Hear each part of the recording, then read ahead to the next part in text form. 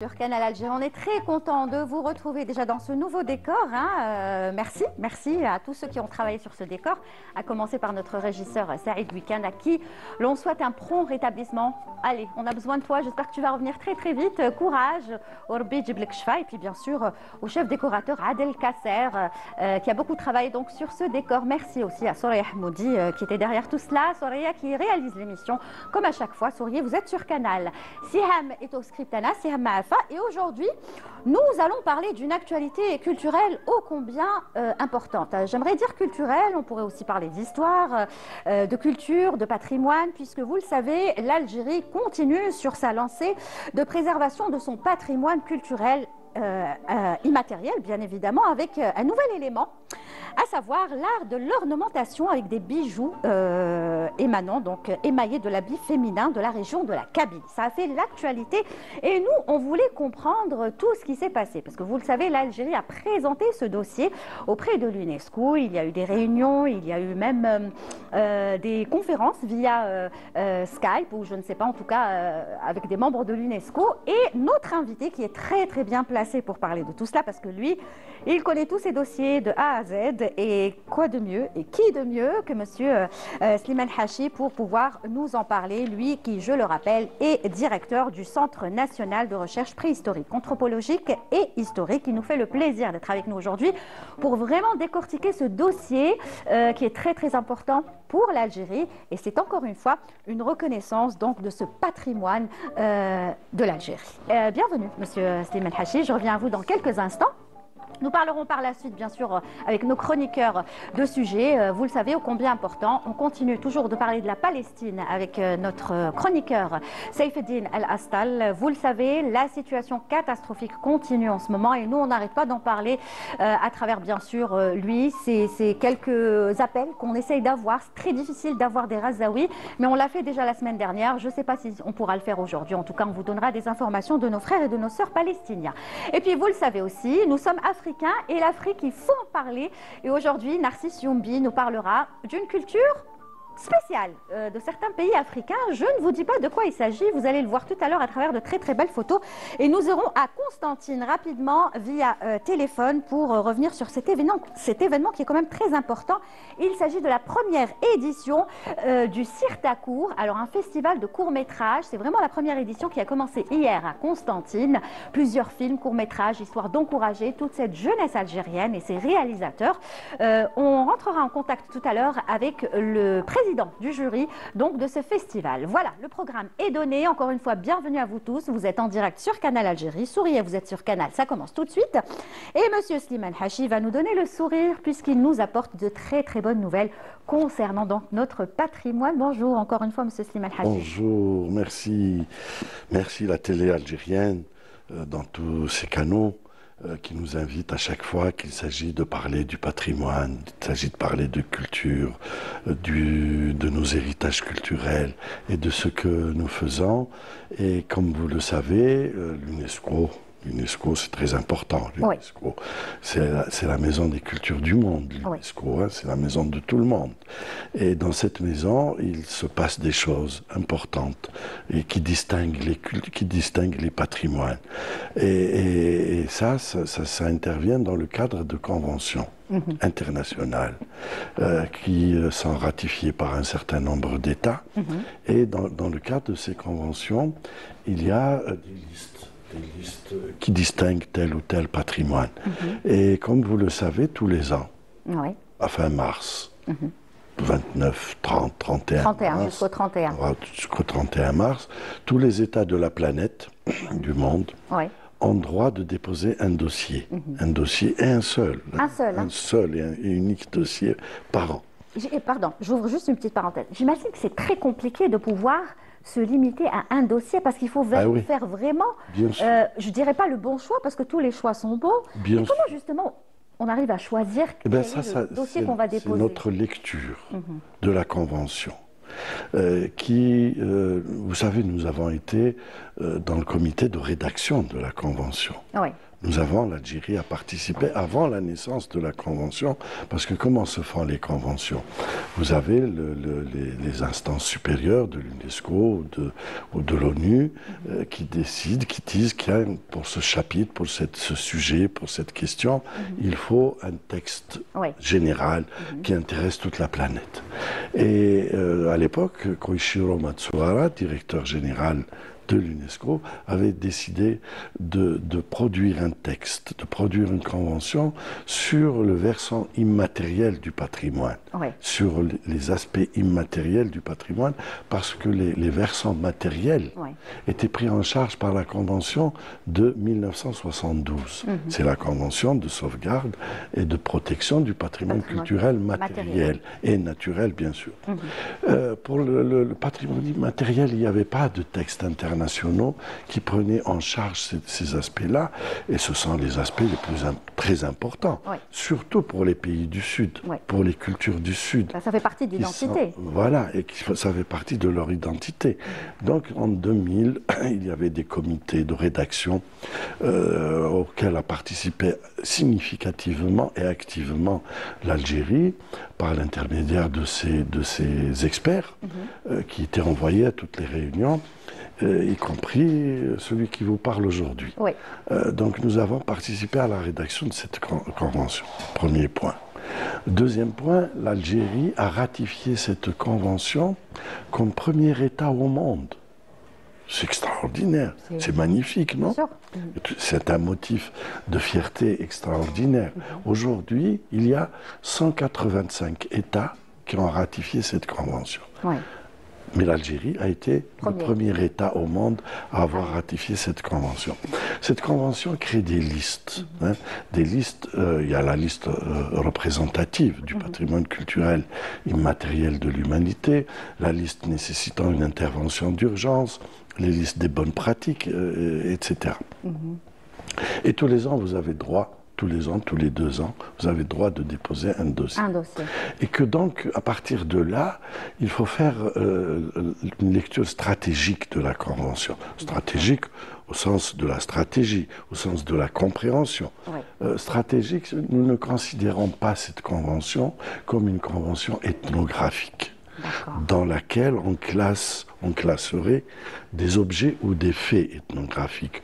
Par exemple, vous allez classer la cuillère en bois ou tel bijou. Non, nous ne la considérons pas comme ça, la Convention. Nous la considérons comme une convention anthropologique, dans laquelle on inscrirait des systèmes culturels, des systèmes anthropologiques. Et c'est ainsi que, par exemple, s'agissant de l'habit féminin, nous n'inscrivons pas tel ou tel élément de but en blanc, mais nous inscrivons l'habit féminin de cérémonie ou du travail ou de tout autre secteur d'activité, de telle ou telle pratique. Comme ce fut le cas pour l'Est, pour l'habit de l'Est. L'Est et l'Ouest. C'est ainsi que nous avons inscrit l'habit féminin de l'ouest du pays, du grand ouest du pays, autour naturellement de Tlemcen et ses environs, mais incluant Oran, toute l'Oranie, tout l'ouest du pays. Et alors, par ce biais, nous avons pu inscrire tous les éléments en lien avec l'habit féminin, y compris donc Shidda, y compris le blousa, y compris le kaftan. Et d'ailleurs, ce dossier s'appelle le Bsit al-Arftan, le port du caftan, avec la prononciation délicate de l'ouest du pays, le Bsit al-Arftan. C'est ainsi que nous avons classé tous les éléments, y compris les bijoux qui vont avec, y compris les cosmétiques qui vont avec. Donc c'est le tout, quoi. C'est le tout, c'est l'habit. C'est le fait de se montrer. C'est la monstration. Comment on se montre aux autres, comment on se montre aux gens, en portant une blouse, en portant un caftan. Et les accessoires qui vont avec. On l'a fait en 2012. 2024, nous avons inscrit le costume féminin de l'Est du pays. Donc, c'est quoi le costume féminin de l'Est? C'est varié, hein? C'est varié. La Grande Doura de Constantine, Annaba, etc. La Mellahfa de Lorès, le kaftan, le kaftan de l'Est du pays, et le qat, le khouyat, tout ce qui va avec l'habit féminin, y compris là aussi les bijoux associés. Très bien. Donc voilà comment on inscrit des systèmes anthropologiques. Nous n'inscrivons pas des faits ethnographiques. Parce que la différence entre l'ethnographie et l'anthropologie, c'est que l'ethnographie, c'est le regard de l'autre sur soi. C'est l'autre qui vous regarde. Et quand il vous regarde, l'autre, eh bien, il voit des aspects. Des segments, des morceaux, des objets. L'anthropologie, c'est le regard de soi sur soi.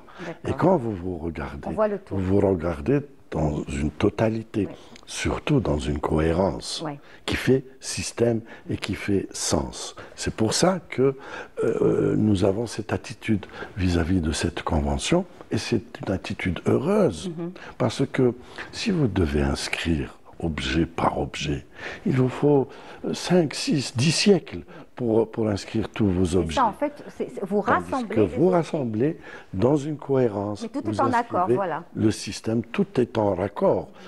Et c'est ainsi que, pour cette année, nous avons présenté un dossier qui est toujours dans la même philosophie des systèmes culturels, des systèmes anthropologiques, de l'art de parer, l'art de la parure, l'art de parer de bijoux d'argent émaillés, la tenue vestimentaire, la tenue féminine de Kabylie. C'est pas la robe kabyle, c'est aussi la robe kabyle, mais c'est pas la robe. Elle en fait partie. Elle en fait partie. Donc c'est tout ça. Mais c'est ce que je voulais savoir, c'est que ça s'arrête pas finalement aux bijoux. Non. Non, c'est le bijou et tout ce qui va avec. Oui, c'est l'expression. C'est une expression, c'est une parole, c'est une façon de se montrer. Ça. Et aucun élément ne se suffit à lui-même. C'est une composition. C'est pour ça qu'on inscrit tout ça dans le cadre de la Convention du patrimoine immatériel. C'est-à-dire vous inscrivez des idées, vous inscrivez des comportements, vous inscrivez des savoirs, des savoir-faire, des savoirs se comporter, des systèmes de raffinement. C'est donc des systèmes. Et le système, c'est quoi? C'est qu'il n'y a pas... D'abord, je commençais par dire que ce n'est pas la robe, c'est la tenue.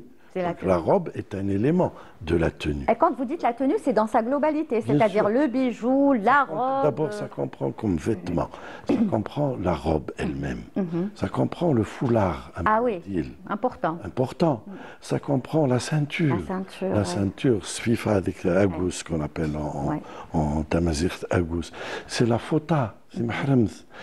Donc c'est tout ça qui fait la tenue féminine de Kabylie. Et cette tenue féminine de Kabylie ne se suffit pas à elle-même.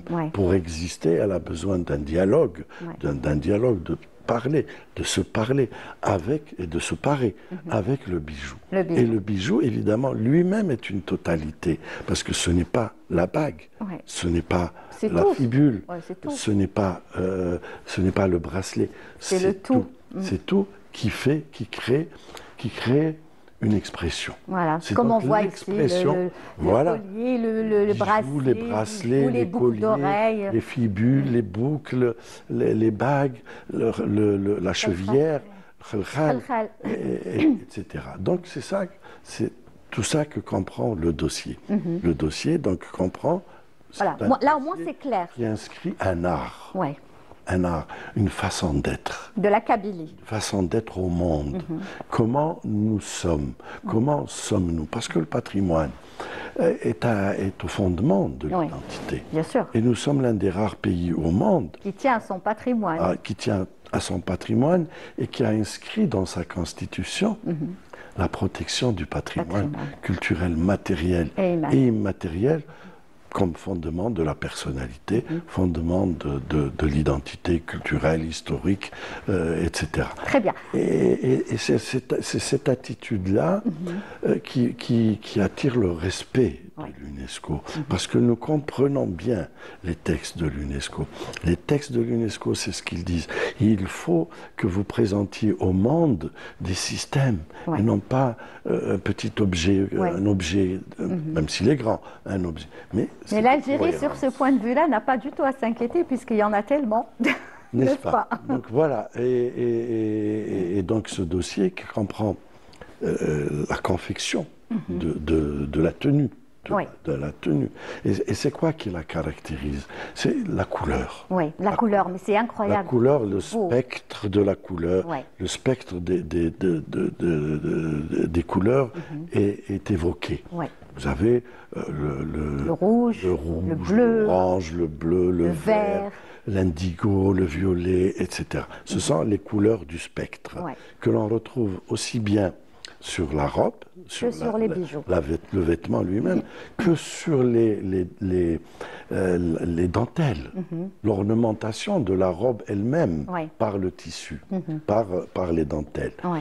Et que vous retrouvez dans les couleurs aussi bien du foulard Ouais. que de la ceinture qui peut faire 7 ou 8 mètres, Oui. de cordelettes, comme ça, colorées, elle aussi, et qui entoure la taille.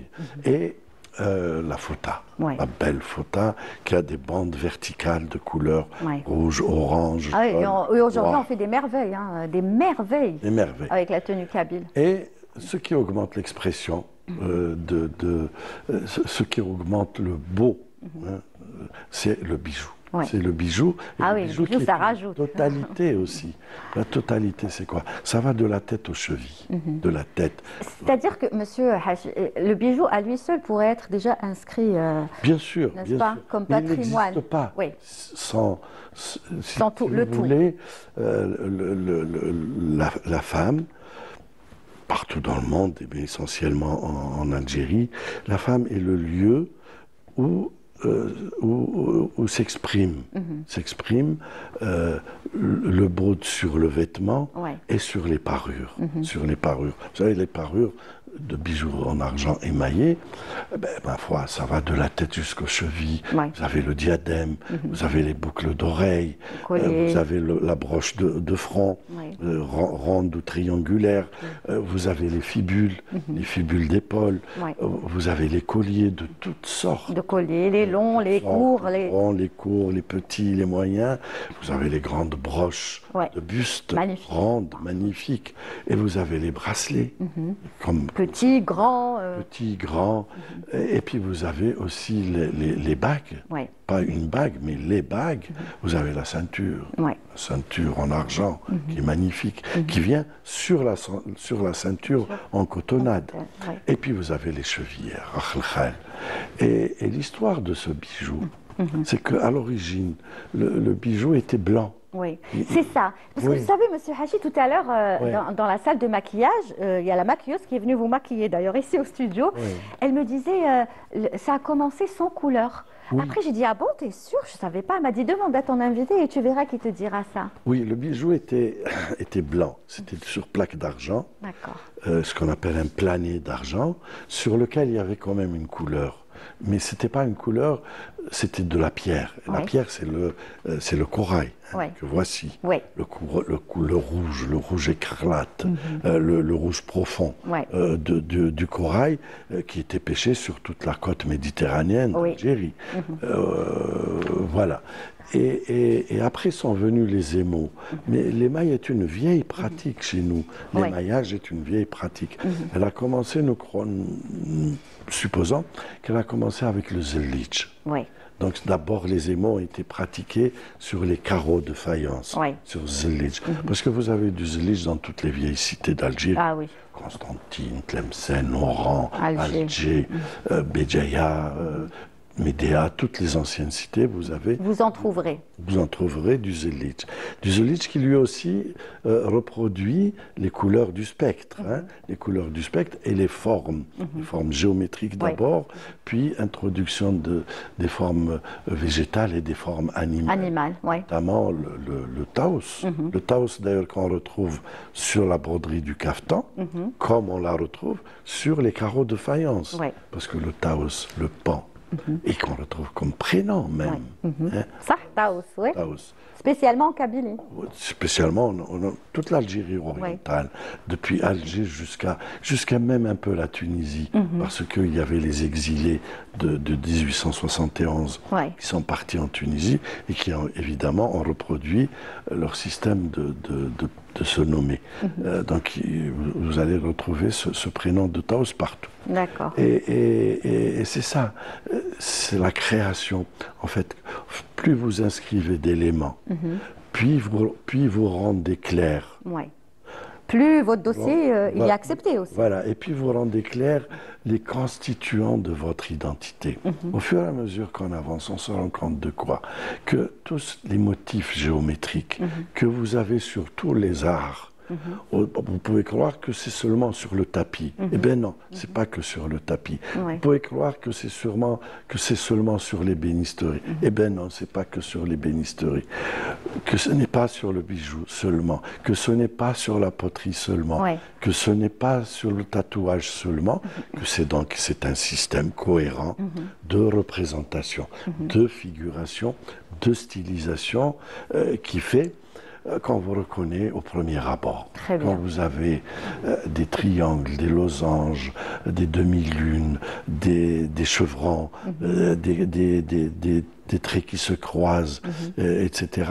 Vous savez que ça appartient à l'Algérie. Que vous êtes en Algérie, que vous êtes chez un ancien peuple, un vieux peuple qui a participé significativement à l'émergence de la civilisation humaine, qui a inventé le couscous, qui a inventé la cuisson à la vapeur, qui a inventé donc tous ces motifs que l'on retrouve dans l'art préhistorique, auto-historique, très ancien, le losange, le triangle, tout ce système de convenance figurative. C'est un plaisir de vous écouter, parce qu'on en apprend avec Monsieur Hachi. Mais bon, j'aimerais revenir cette fois-ci sur comment ça s'est passé, parce que j'ai vu quelques photos qu'on va d'ailleurs défiler ici, sur cette réunion que vous avez tenue d'ailleurs avec Monsieur le ministre de la Culture, n'est-ce pas?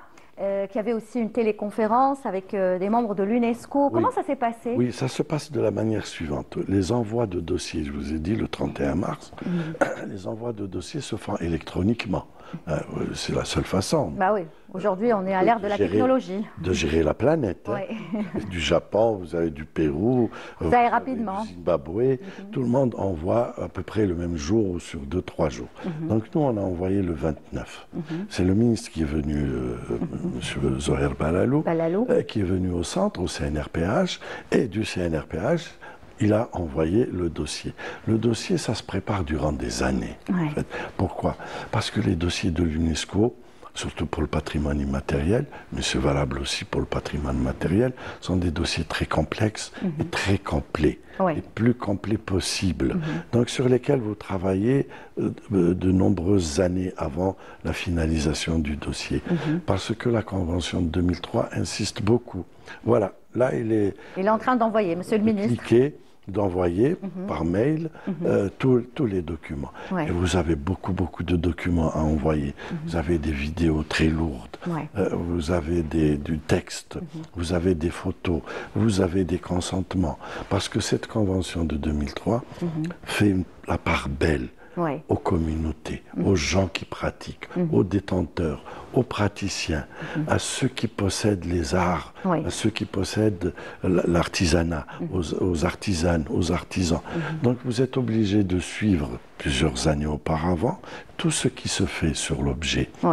Par exemple, pour le bijou, il y a annuellement aux Atiani, un festival, un salon, le salon du bijou qui se passe juillet, août tous les ans. De toute façon, le bijou d'Atiani, il est connu. Le bijou d'Atiani, voilà, qui est émaillé. Je vais revenir un peu sur l'émail, comment ça se fait. Et vous avez aussi le festival de la robe, de la tenue de Kabylie qui se déroule à Iwadriyen. Donc nous suivons toutes ces manifestations. Vous êtes obligé d'être au courant de tout. Annuelles. Oui, nous les enregistrons, nous les filmons, nous avons des entretiens avec les artisans, nous les suivons dans leur activité. Et tout cela se prépare, évidemment. Le cœur battant des dossiers, c'est le chercheur. c'est eux qui savent, enfin qui sont censés savoir. Donc c'est vous et vos collègues. Les chercheurs qui montent le dossier, mais ils ne le montent pas tout seuls. Ouais. Ils le montent d'abord avec les communautés, les artisans et les artisanes, avec les représentants de ces détenteurs. C'est un travail de fourmi, là. Oui, les chambres d'artisanat et des métiers. Nous avons beaucoup travaillé avec les chambres de Tizi Ouzou, de Béjaïa, d'Alger. Nous avons beaucoup travaillé avec les directions de culture de Wilaya, Tizi Ouzou. Donc sur plusieurs années, ça. Vous me dites que ça, c'est pour sur plusieurs années. Bouira, Boumerdes. Nous travaillons beaucoup avec les directions de culture qui nous aident à collecter l'information. Et nous travaillons beaucoup avec le réseau associatif. Ouais. J'aimerais juste m'arrêter sur cette photo. Donc là, vous êtes en téléconférence, donc avec... Oui, là, c'était sur le patrimoine matériel. D'accord. Avec Mais ça se passe comme ça, en les général. experts de l'UNESCO. Ça se passe comme ça. Oui, ça se passe comme ça depuis l'invention... des nouvelles technologies. Des nouvelles technologies. Mais auparavant, et ça existe encore, c'est se voir, c'est discuter, c'est dans des réunions, des colloques, etc. International. Alors quand vous déposez un dossier, ce dossier suit son chemin. Son chemin, c'est quoi? C'est de passer par les différents comités et organes d'évaluation. Ces comités et ces organes d'évaluation, c'est constitué des plus grands experts mondiaux. Des plus grands experts mondiaux. Donc vous ne pouvez pas leur raconter n'importe quoi, ces experts. Ils se rendent compte et très poliment, avec beaucoup de courtoisie, ils vous disent revoyez plutôt ceci que cela. Ah, donc ils le disent, hein. Mais bien sûr, bien sûr. Ou ils vous disent de reprendre votre dossier, de le compléter, etc. Parce que en fait, l'UNESCO, c'est le top du top. C'est la maison mondiale de la culture planétaire. Donc, à l'UNESCO travaillent les experts, les universitaires, les experts, les savants. Ceux qui ont fait que ça, qui ont étudié ça. Voilà, Mais moi, je voulais savoir, maintenant que vous avez déposé ce dossier, en général, vous aurez une réponse quand? L'Algérie aura quand sa réponse? En général, ça dure combien? Ça suit son chemin. C'est inégal. Ça peut être 18 mois, ça peut être 2 ans. Ah, quand même. Oui. Et ça passe par tous les comités. Donc vous avez d'abord les vérifications administratives. Est-ce que le dossier est complet? Est-ce qu'il manque ceci ou cela? Est-ce que vous avez tout fourni? Vous passez par les comités d'experts, les organes d'expertise qui se réunissent au siège de l'UNESCO, qui font des réunions non-stop, qui doivent examiner tous les dossiers. Ils examinent une soixantaine de dossiers en général par an. Mais entre-temps, est-ce que par exemple, si vous n'avez pas de réponse d'ici, on va dire mars de l'année prochaine, l'Algérie a le droit encore de présenter bien sûr. Vous présentez autre chose, tous les ans. Un autre dossier. Par exemple, l'année dernière, 2024, nous avons présenté le dossier du Zelidj. On demande l'inscription du Zelidj. Et le dossier suit son cours. En fait, les dossiers suivent leur cours, suivent leur cheminement normal pour lequel les États de toute la planète expriment leur plus grande confiance. Nous avons la plus grande confiance et le plus grand respect pour l'UNESCO et ses organes. Et nous savons que ce sont des organes extrêmement compétents et qui vous évaluent vraiment au plus près, au plus juste. Et jusque-là, M. Hachi, combien de dossiers ont été acceptés et reconnus par l'UNESCO? Par l'UNESCO, nous avons un certain nombre de dossiers. Nous sommes parmi les pays au monde les mieux dotés en matière d'inscription. Je ne sais plus, nous avons 11 ou 12, 10 ou 11 au titre du pays. Et nous avons des dossiers communs, collectifs, des dossiers multinationaux, tels que l'IMSAD, par exemple, que nous avons inscrit avec le Mali et le Niger. Nous avons le dossier sur la calligraphie arabe que nous avons inscrit avec une quinzaine de pays. Bon, l'Irak, certainement, la Syrie. Voilà, entre autres. Mais les dossiers inscrits au titre du pays sont importants. Nous avons commencé par la Halil, du Bourara. Bien sûr. Nous avons inscrit le costume féminin de l'ouest du pays. Nous avons inscrit le Rakb de Oulad Sidi Cheikh, qui est un pèlerinage au mausolée de Sidi Cheikh, justement, où se déroule, où ils avaient une activité culturelle intense, extraordinaire. Nous avons inscrit le Sbeiba Ah oui, Janet, Sbeiba, bien sûr. fait magnifique avec le costume masculin de ces cérémonies. Oui. Nous avons inscrit également la Sbeiba, le Spoor de Timimoun. de Timimoun, où vous avez des milliers de pèlerins Qui viennent. Et ça dure sur plusieurs jours, 7 C'est jours. pour ça que ça s'appelle Spoor.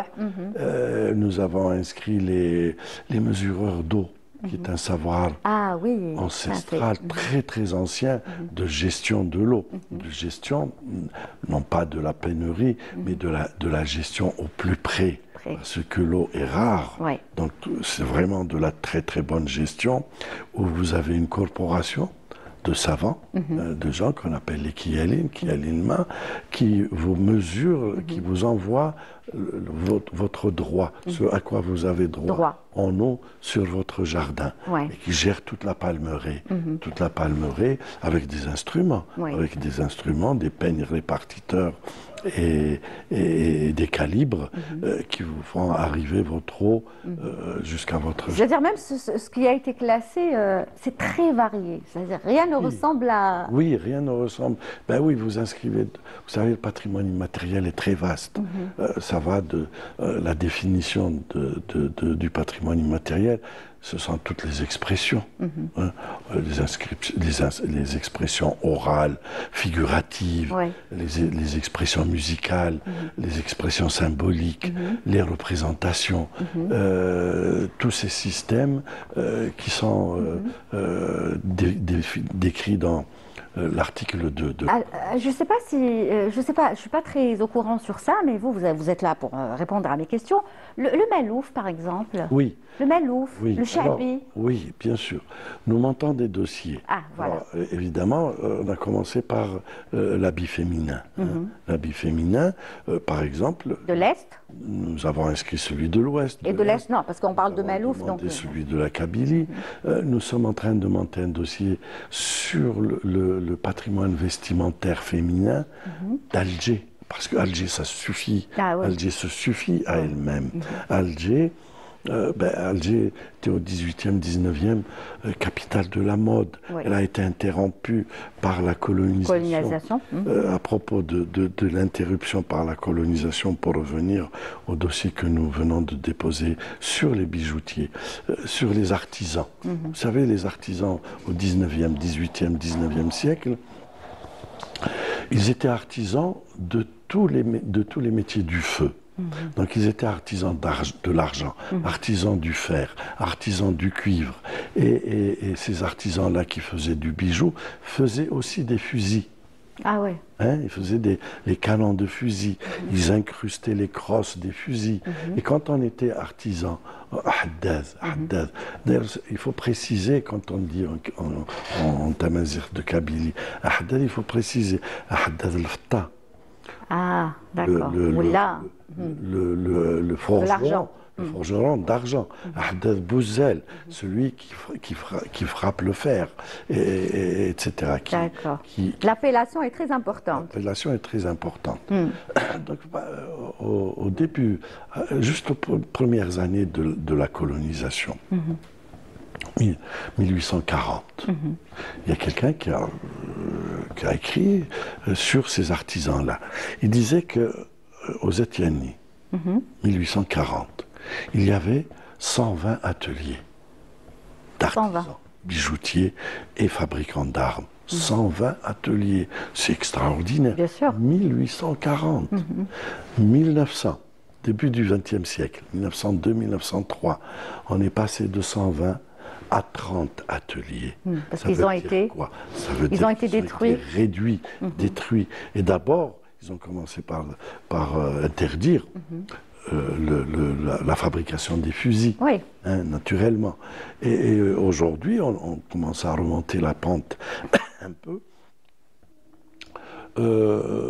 Mais malgré avant les années 90, dans les fins des années 80, il y avait sur l'APC, la commune de Thiény, il y avait 400 artisans. Oui, ça va. 400, puis ça a dégringolé. Aujourd'hui, on est en train de remonter, ça remonte. On est à peu près à 100, 120 artisans dans la commune de Bénigny. Mais l'inscription va booster tout cela. C'est ce que j'allais vous dire, c'est que même ces artisans-là, quand ils voient que leur travail est reconnu à l'international, comme vous le dites, ça va les booster, ça va les mettre en confiance pour continuer et donner encore plus.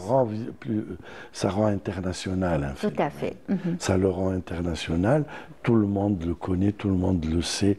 Vous cliquez sur Bijoux, vous cliquez sur l'UNESCO, vous avez tout ce qu'il faut savoir et ça va ramener un regain d'utilisation. Oui, très bien.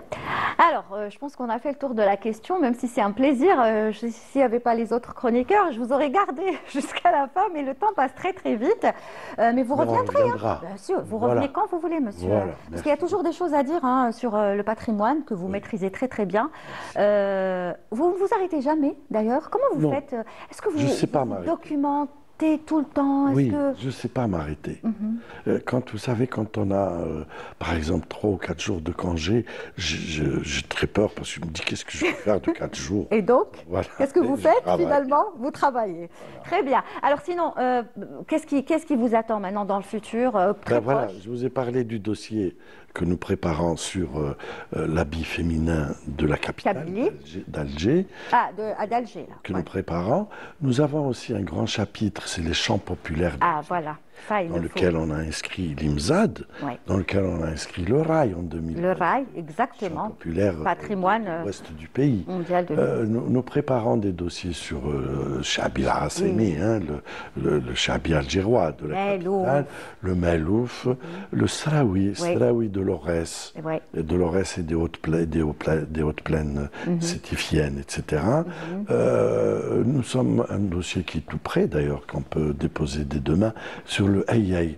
Aïaï, c'est le chant de l'Atlas, de l'Atlas saharien.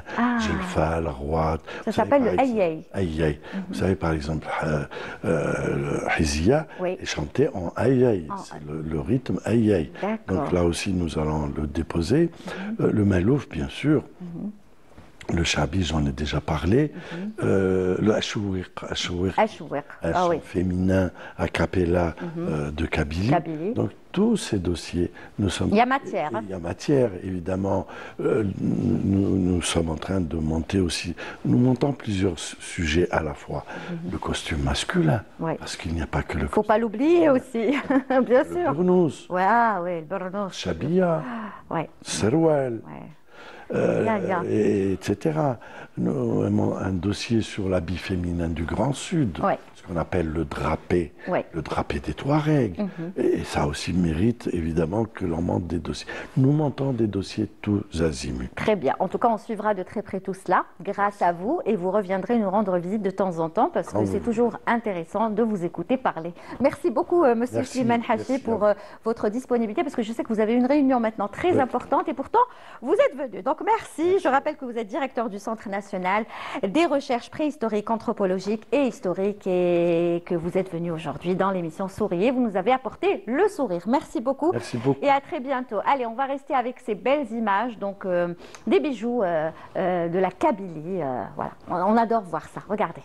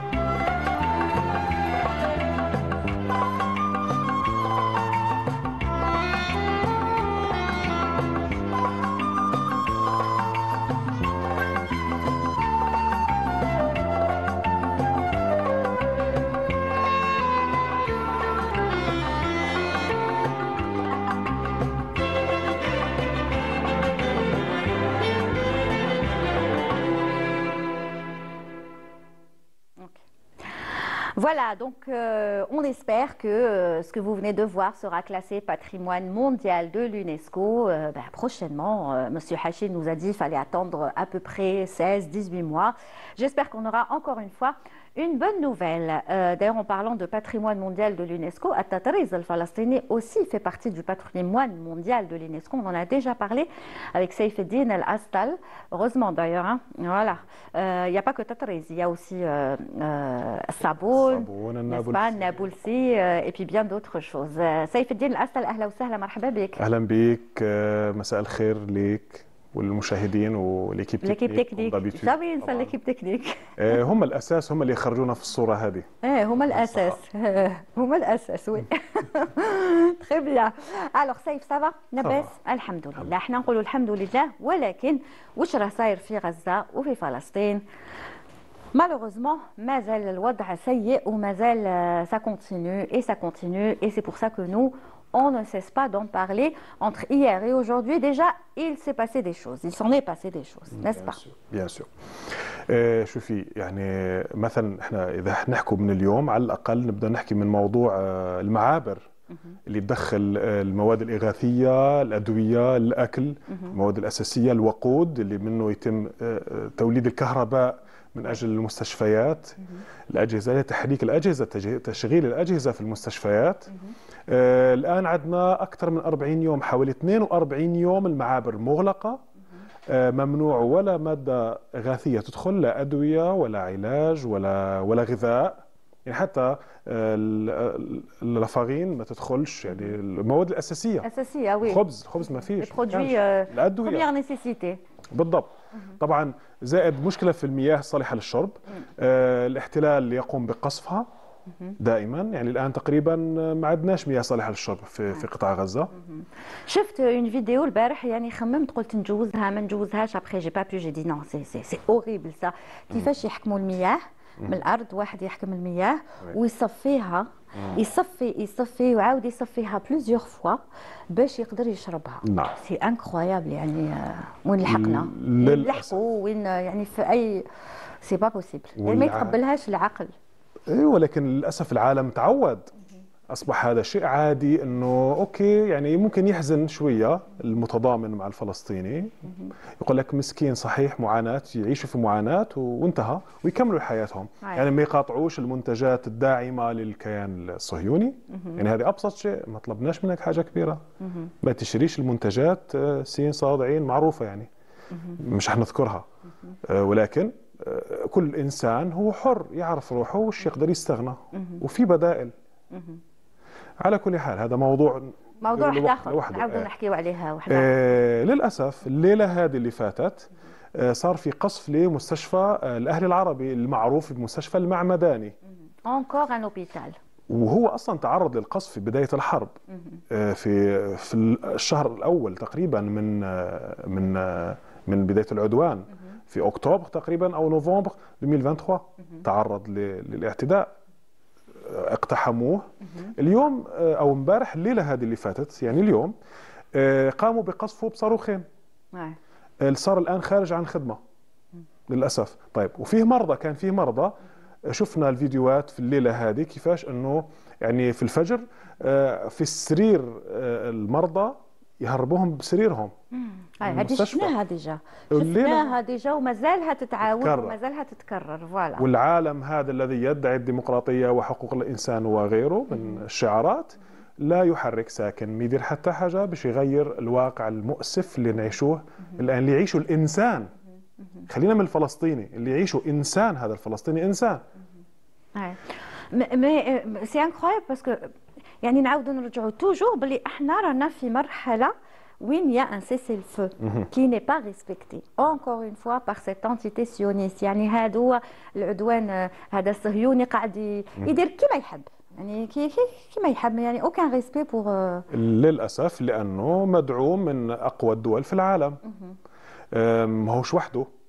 للأسف في منظمات دولية وأجهزة دولية تابعة لهيئات أممية ما تقوم بواجبها. أوكي ممكن أخذت قرارات كما محكمة الجنايات الدولية، القرارات ما هيش مطبقة. بالضبط، غير ملزمة للأسف، مع أنها يفترض أنها ملزمة، هي ملزمة على دول ولكن للكيان الصهيوني غير ملزمة للأسف. على سيرة مستشفى المعمداني، هو اسمه الأهلي العربي، ما اسموش المعمداني. أهلي العربي، مستشفى الأهلي العربي. أهلي العربي. نعم. وعلاش يسموه المعمداني؟ لأنه فيه كنيسة المعمداني. هذا المستشفى تابع للكنيسة. طبعا احنا الشعب الفلسطيني هو مزيج من المسلمين والمسيحيين. وعلى سيرة المسيحيين، اخوتنا ابناء وطننا الفلسطينيين المسيحيين يعانوا اليوم، مثلا عندهم يوم ديني اللي هو يوم السعف او يوم الشعانين. طبعا هذا يوم مقدس، ممكن نفتح قوس صغير. هو اليوم هذا يحتفلوا فيه انه هذا اليوم اللي دخل فيه سيدنا عيسى عليه السلام، دخل فيه لمدينة القدس، واستقبلوه المواطنين المقادسة بسعف النخيل وأغصان الزيتون. هذه في فلسطين. هذه في فلسطين طبعا. فهذا يوم مقدس عندهم. للأسف جيش الاحتلال منعهم اليوم، منع الآلاف من أنه يدخلوا لمدينة القدس ويحيوا هذه الشعيرة الدينية عندهم. هذه كل خطرة يديروها، يعني مش أول مرة. عودين طبعا. في القدس يديروها دائما. طبعا احنا مع المسلمين، مع الإنسان، هم مشكلتهم مع الإنسان. فوالا. فهذا دليل ثاني. احنا دائما نحكوا على غزة، ولكن القدس أيضا يصرى فيها، ترتكب فيها كثير أيضا مجازر. صحيح أنه ما فيش قصف بالشكل هذا، ولكن في تهجير للفلسطيني المقدسي من أرضه وبيته. نرجع لغزة. امبارح مثلا من عائلة مهادي، أب فقد 6 أبناء في ضربة واحدة. ما شاء الله عليهم، شباب هم. امبارح فقدهم، ويعني وفي صورة مؤثرة. للأسف ما كانش إني نجيبها لك ليليا، ولكن موجودة على وسائل التواصل الاجتماعي. هو صلى عليهم صلاة الجنازة، هو اللي أم في المصلين باش يصلي على أولاده. يعني الضربة كانت قوية، ولكن نشوف قوة الإيمان عنده. دائما نحكوا فيها، تقصيني عليها ليليا، سر الحمد لله. هذه أيضا مثال في الواقع، كيفاش الأب هو اللي قام بصلاة الجنازة على أبنائه ال6 اللي فقدهم في قصف واحد. كانوا في سيارة رايحين لغرض معين، يعني يجيبوا مواد أو يودوا مواد يعني لأهلهم. الاحتلال قصفهم. طبعا الجرائم هذه متكررة كل يوم، مش فقط العائلة هذه. فيها هذه عائلات، c'est un échantillon de ce qui arrive. بالضبط. عائلات voilà, beaucoup de familles qui ont perdu voilà, ceux qui ont perdu leurs fils, leurs filles, leurs frères, leurs mères, pères. C'est-à-dire perdre beaucoup de membres de leur famille en 1 minute ou là en 1 seconde, ça arrive souvent. وشفنا الأسبوع اللي فات كان في مدرسة تعرضت للقصف، راحوا المسعفين باش ينقذوا الناس، كان واحد مسكين قعدت رجله حاصلة ما قدروش يخرجوه. جاء التحذير، خرجوا ما قدروش ينقذوه، قصفوا ثاني نفس المكان واستشهد مواطن. هو مواطن بسيط عادي ما لهش علاقة فيه. Voilà, donc malheureusement ça c'est pour dire que ça continue. للأسف الجرائم متواصلة. أعداد، وطبعا هم حكايات وذكريات وأشخاص عندهم حياتهم، هذه أرواح مش أشياء. أعداد الشهداء في تزايد مستمر. يعني من الأسبوع اللي فات لليوم مئات الشهداء زادوا. في هذه لا بيريود اللي est censée être une période calme. لا الآن طبعا للأسف أنه يعني بعد أنه قامت الجيش الاحتلال باختراق أو خرق لاتفاق وقف إطلاق النار، وما انتقلناش للمرحلة الثانية اللي وقعوا عليها بوساطة دولية أمريكية قطرية مصرية. للأسف ما صارش إلزام للكيان الصهيوني أنه يلتزم بالاتفاق اللي وقع عليه. يعني شوفي، في طغيان، في ظلم، الإنسان يباد كأنه يعني في جمعيات في العالم لحماية حقوق الحيوان، ولكن الإنسان يباد في فلسطين. والطفل. نعم، والطفل. حكينا أنه في عندنا أعداد ضخمة، يعني عندنا الآن وصلنا 18,000 شهيد أطفال. 18,000، يعني احنا نحكي على ثلث وأكثر. وانتم راكم تتبعوا كل يوم وش صاير. واجب علينا. نحاول انه ندعم، ولكن المعابر مغلوقه، يعني انه عن طريق الهيئات الدوليه. Ouais, ça je dirais pas la pire chose parce que ce qui arrive c'est le pire, mais en plus de tout ce qui arrive et ne pas avoir les produits de première nécessité, يعني هذا الشعب واش راح يدير؟ اعداد الشهداء مرشحه للزياده الان. الزياده والمرض سي سا باسكو on parle de ceux qui sont décédés استشهدوا mais on oublie aussi ceux qui sont encore malades, ceux qui souffrent de famine, ceux qui souffrent de voilà de maladies يعني هذوما كامل لازم نخمو ثاني فيهم. عندنا اكثر من 50 طفل مات جوعا يعني نقص في تغذية أطفال. Mais ça existe encore en 2025 de mourir de faim. للأسف. En Palestine, للأسف. en tout cas occupée. Très bien. إذا تسمحي لي نذكرك لا سمين باسي كنا حكينا على ال 15 شهيد مسعفين في مدينة رفح. يعني المجزرة ارتكبها جيش الاحتلال الصهيوني في حق المسعفين اللي هم عمل إنساني ومفروض هادو محميين حسب القانون الدولي الإنساني. في تحقيق صحفي قامت به جريدة أمريكية أو غربية مش عارف إذا معليش نحكي اسمها ولا لا. جريدة. أوكي جريدة.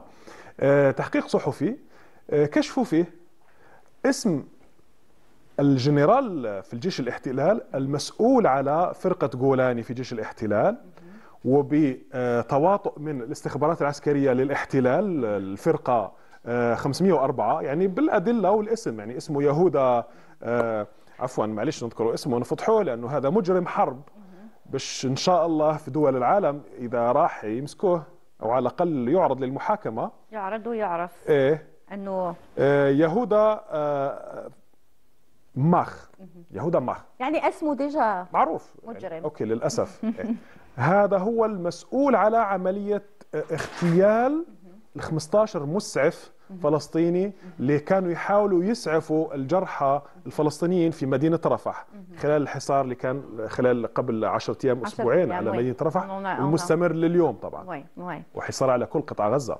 Très bien. Donc voilà, يعني هو وكاين واحد اخرين يعني ما راهوش لو سول باسكو كاين بزاف. دونك فوالا. ميرسي سيف شكرا. حبيت تزيد حاجة ولا خلاص؟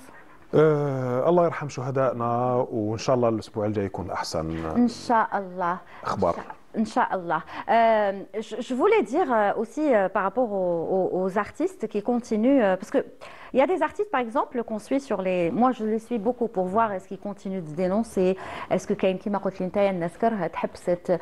heureusement qu'il existe encore des artistes qui continuent à dénoncer, qui continuent lors de concerts par exemple, de spectacles où leur spectacle draine des milliers de spectateurs, continuent à dénoncer ce qui se passe en Palestine.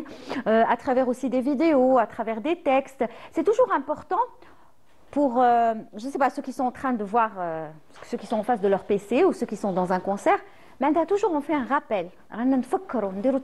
Toujours, à chaque fois, rappel, باللي هذه فلسطين هذه راهي مازالها elle souffre ومازال ما خلصتش هذا ماشي ميم با الحرب ما نسميوهاش حرب باسكو الحرب لازم يكونوا دو زارمي نسبا هاد الحقره هذه هاد فوالا الحقره هي الكلمه بالضبط حقره سي سا ما كاش كلمه واحده اخرى يعني et nous on essaye ce qu'on peut faire c'est de passer comme ça une fois que je tombe sur une vidéo d'un artiste ben je me fais un plaisir de la passer et cette fois-ci il est question de l'artiste algérienne d'ailleurs il faut rappeler qu'elle est algérienne Nawel Madini qui elle d'habitude est beaucoup plus dans l'humour c'est une grande humoriste qui a réussi à travers le monde entier aujourd'hui elle fait des spectacles dans le monde entier et pourtant voilà et pourtant et tant mieux d'ailleurs elle parle en quelques mots de ce qui se passe donc en Palestine on écoute et ensuite on se dira au revoir. Okay.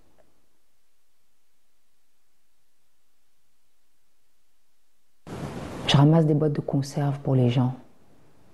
Je ramasse du bois pour nous chauffer. C'est notre maison ici. Elle a été bombardée. J'ai cru que c'était fini pour moi. Mais j'ai cru que j'allais mourir. Depuis le toit, j'ai vu des morts. D'abord, j'ai vu cette petite fille, là-bas, déchirée, coupée en deux. Ils l'ont ramassée et mis sur une couverture. Je ne sais pas quoi faire. Nous mourrons ici. Nous sommes en train de mourir. Je voudrais seulement que ça s'arrête, que la sécurité soit rétablie et que nous puissions retourner à nos écoles et à nos vies. Et c'est tout ce qu'on peut dire. On peut dire juste Inch'Allah, ça c'est Voice of Gaza. Et à chaque fois, ils prennent des textes de véritables personnes et comment elles s'expriment. Et ils viennent le dire. Et franchement, ce texte qui est une réalité d'ailleurs, hein, elle n'a rien inventé, Nawal Madini. Donc, elle parle d'une enfant et comment elle voit la vie à Gaza. Donc, il n'y a pas d'enfance. Voilà, un enfant de Gaza, qu'est-ce qu'il voit tous les jours? Voilà, c'est un témoignage. Témoignage, exactement. Très bien. Merci beaucoup, Saïf El-Astal, d'être venu. À Koufetawa, c'est quand même quelques nouvelles.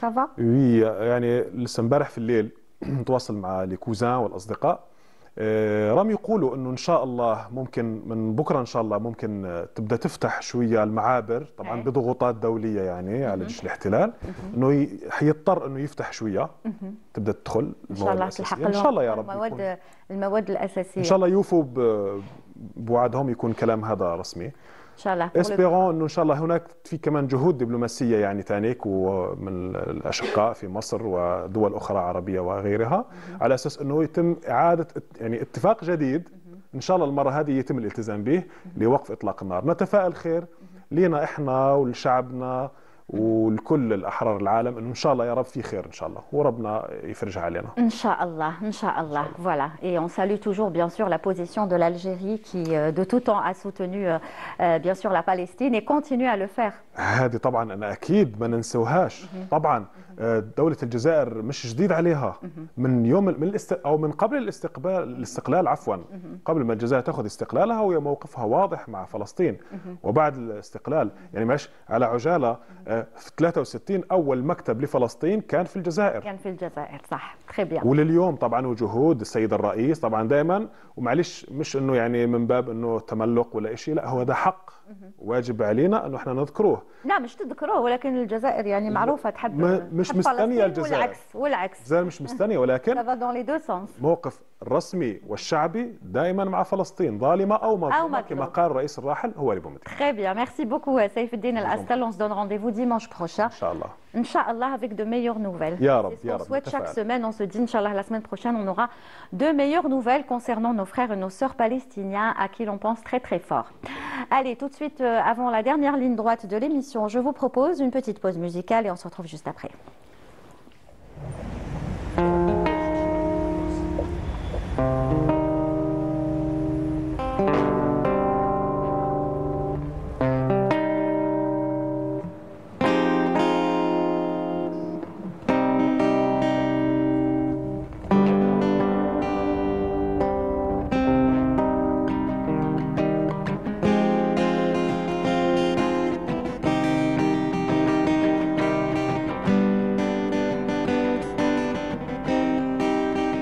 قريتشي صوالح في عينيك فكرتيني بسنين مضات حسيت باللي راني نبغيك انتي تنسيني في اللي فات بات الليل نفكر فيك يتفق قلبي والعين بكاته والله يا الروح حرام عليك فريها معايا بزوج كلمات الروخة زرقة العين كملت الزين يلي ساكنة الباطمات الروخة زرقة العين كملت الزين يلي ساكنة الباطمات الروخة زرقة العين كملت الزين يلي ساكنة الباطمات الروخة زرقة العين كملت الزين يلي ساكنة الباطمات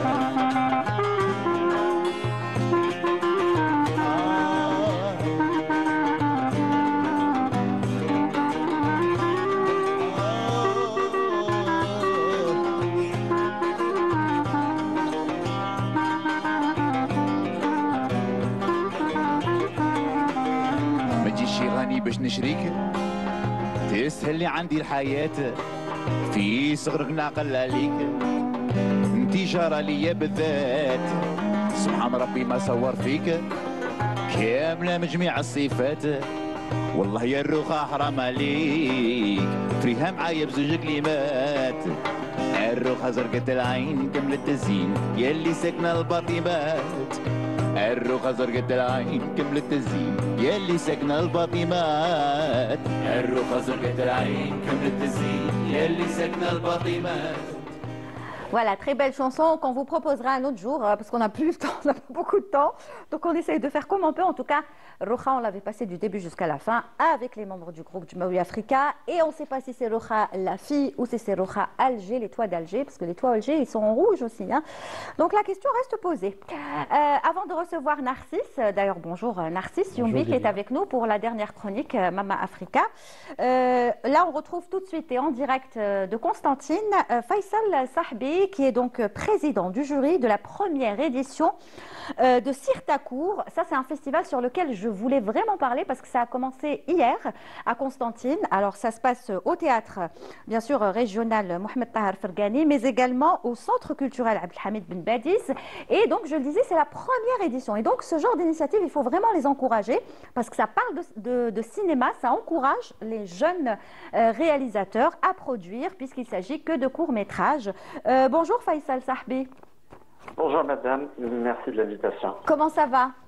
Ça va très bien. En fait, pour ne rien vous cacher, là je suis sorti pour prendre votre appel de la deuxième série de films. On est en pleine projection.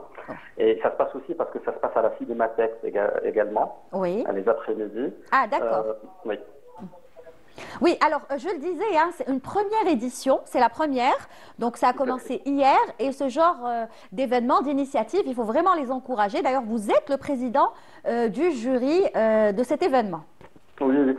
En fait, j'ai été honoré de participer à cette initiative jeune parce qu'il faut souligner que c'est des journées cinématographiques organisées par une association qui s'appelle FDA, qui a eu aussi le privilège et l'honneur d'être parrainé par monsieur le ministre de la Culture et des Arts. Oui. Donc, j'ai pas du tout hésité à une seule seconde pour accepter de présider ce jury pour cette première édition. C'est un petit peu dans la continuité d'une dynamique du renouveau du cinéma algérien et du cinéma en Algérie qui a commencé il y a quelques années, oui. Qui s'est prolongé avec dernièrement les assises du cinéma en mois de janvier dernier.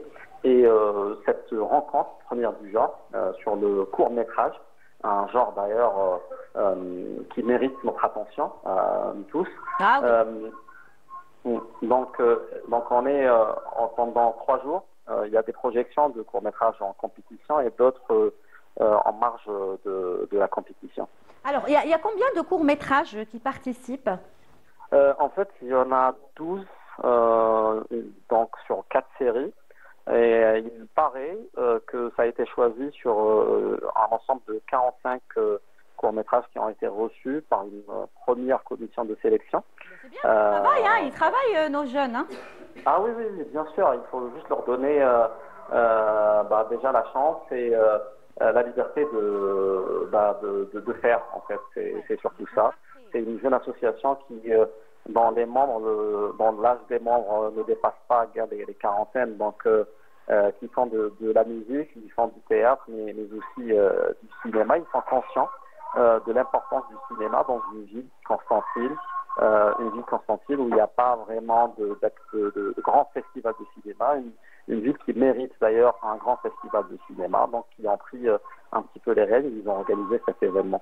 Très bien. Allez, donc ça se passe bien. Là, on en est les projections ont commencé aujourd'hui ou hier? Parce qu'hier, c'était l'ouverture. Les projections en compétition ont commencé à 14h.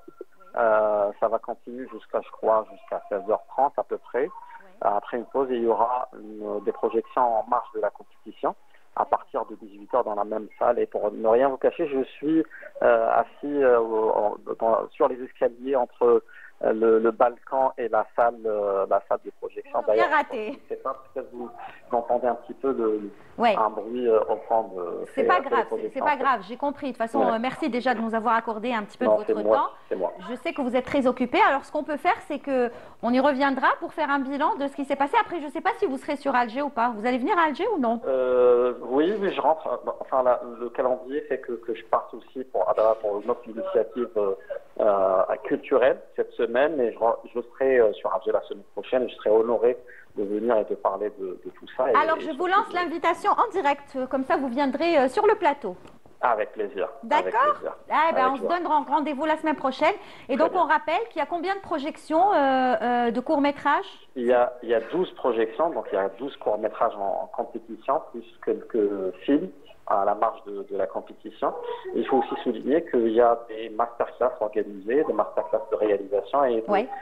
d'acting organisées au niveau du théâtre et la maison de jeunes ici à Constantine, qui ont vu qu'ils voient la participation de plusieurs jeunes artistes venus des 4 coins du pays. Très bien. Eh ben, bon courage. Merci. Bonne délibération. Ça va être difficile Merci, pour vous. merci. J'aimerais pas être à votre place, mais bon.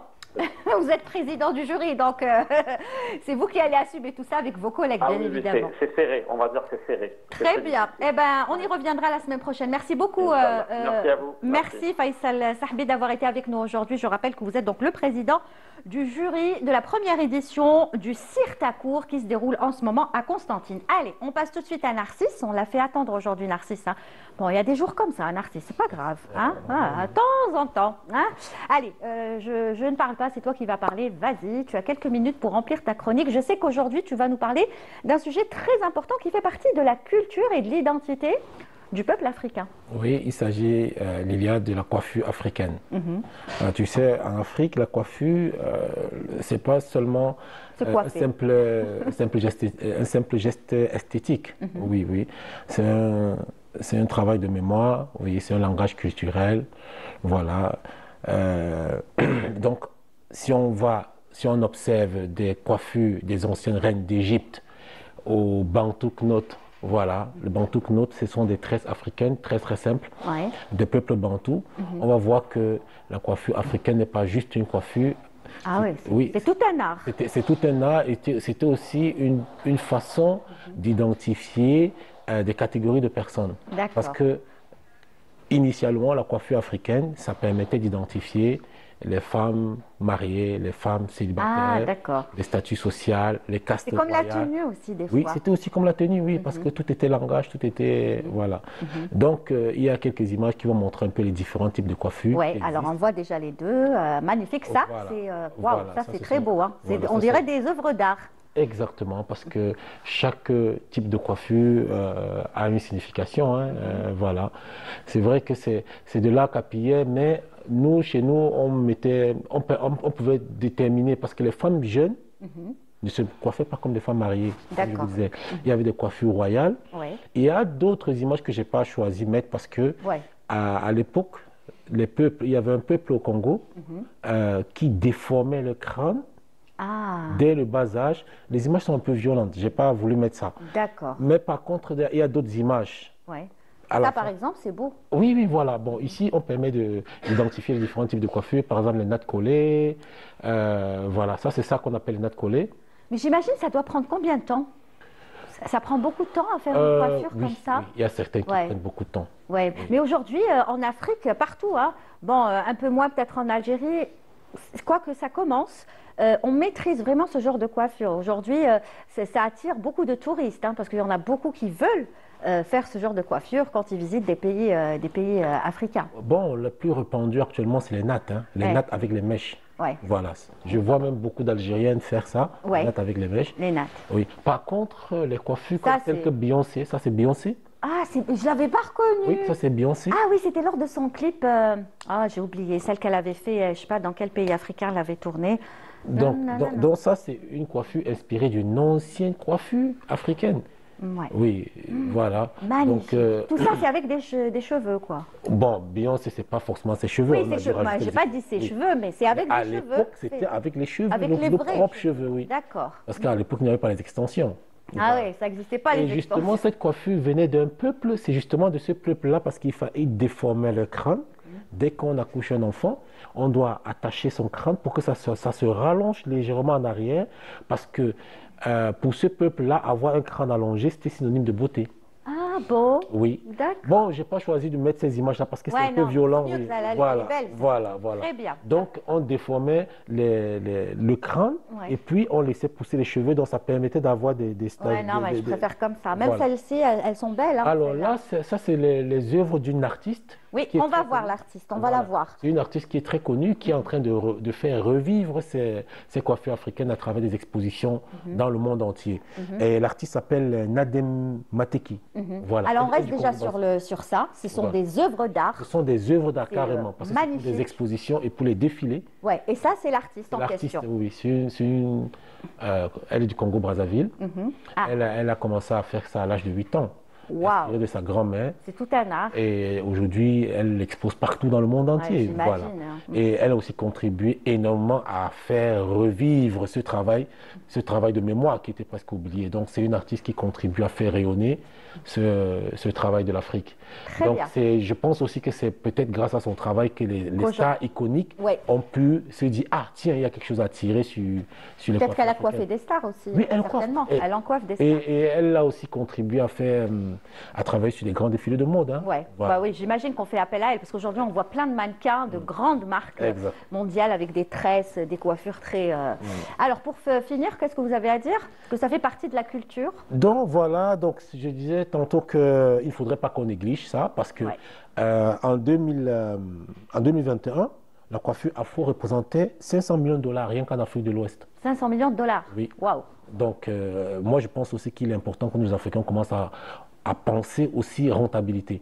Parce que c'est avec ça que les anglo-saxons nous dépassent un peu. Et ça crée de l'emploi aussi. Ça crée de l'emploi. Donc, c'est vrai, il faut parler de culture, de patrimoine, mais il faut aussi voir tout ce que ça peut générer comme revenu. Tout à fait. Parce que tout ce qui peut améliorer les conditions. Joindre l'utile à l'agréable. Exact.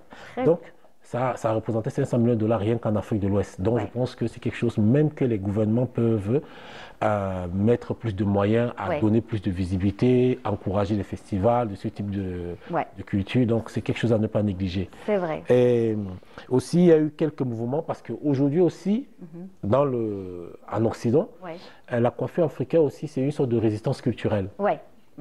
Donc, voilà. Il y a eu le mouvement Black Hair Matter. Qui est différent de Black Lives Matter.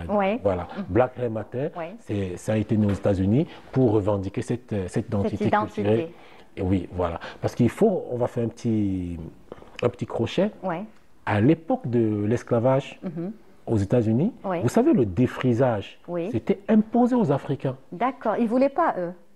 Non, oui, les Africains ne voulaient pas. Mais curieusement, aujourd'hui, il y a beaucoup de femmes africaines qui défrisent leurs cheveux pour que ça soit lisse. Mais c'était les esclavagistes qui obligeaient les esclaves femmes de défriser les cheveux. D'accord. Voilà. Et en défrisant les cheveux, donc nos cheveux crépus perdaient cette...